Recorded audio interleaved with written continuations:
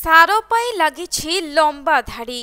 राति 3टारू आसी लोकमाने सार पाई धाड़ी रे छिड़ा होइछन्ति। पुरी जिला अस्तरंग काकड़पुर गफ ब्लॉक अंचल रे एबे सार संकट उत्कट रूप नेइछि। बजाररू सार जोगाण बंद करा जाइथिबारु बजार रे एबे आउ सार नाही। तेणु गोटिए भरोसा प्राथमिक कृषि समवाय समिति हेले सेठारे सार कम को चाषींक संख्या अधिक। सेथिपाई राति 9 पाहुणु सार नेबा पई समवाय समिति आगरे लंबा धाड़ी लगाइछन्ति चाषी।